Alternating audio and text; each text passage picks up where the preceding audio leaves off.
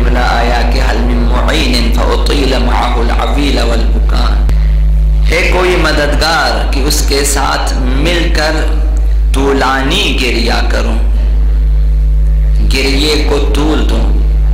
اس ماہ میں بہتر ہے کہ ہم آقا امام زمان کے مددگار ہو جائیں اور وہ ہماری مدد کریں اور مل کر آقا ابو عبداللہ الحسین کی شہادت کے سلسلے میں اور اس مصیبت عظمیٰ پہ طولانی گریہ کریں۔ ایام محرم میں آقا امام زمان کے ساتھ مل کر ان گریوں کو طولانی کر دیں۔ گریہ مہم ہے عزاداری میں، اگرچہ اشعار مراسی نوحے باقی چیزیں مہم ہیں، مجلس، محفل، خطابت، تبلیغ،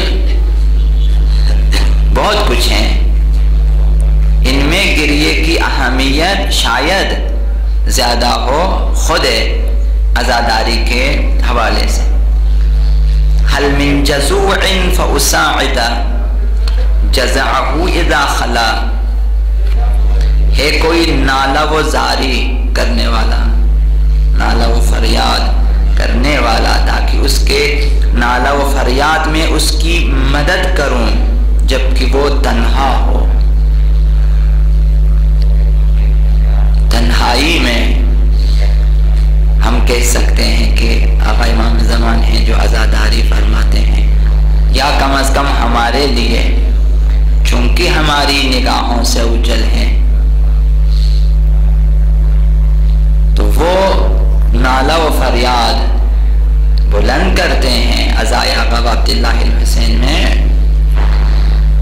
ان ایام میں ان کی صدا ہم کہہ سکتے ہیں کہ سب سے بیشتر بلند ہیں، لہذا عزائے سید الشہداء میں آئیں ان کی مدد کریں۔ حل قضیت عین فساعدتها عینی علی القضاء،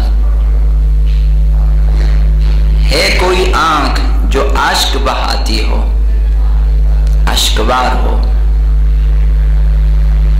ہے کوئی رونے والی آنکھ، چشم گریان، ہے کوئی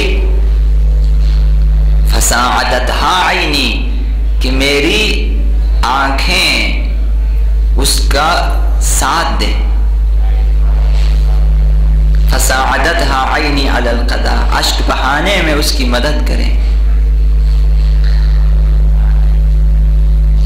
تو ان ایام میں، ایام محرم الحرام میں آقا امام زمان ہیں کہ جن کی آنکھیں سب سے زیادہ اشکبار ہیں۔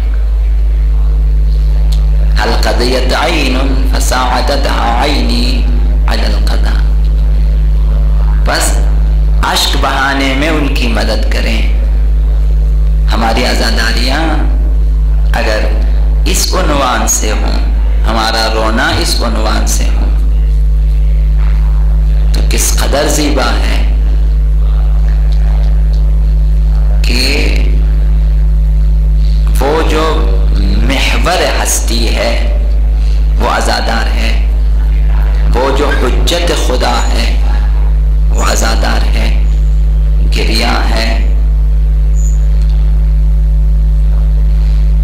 وہ جس کے صدقے میں زمین و زمان باقی ہے، گردش ایام باقی ہے، وہ عزادار ہیں۔ تو جب محور کائنات، مرکز نقطہ نظام ہستی، وہ جو مرکزی نقطہ ہے نظام ہستی کا، وہ امام ہے، وہ عزادار ہے۔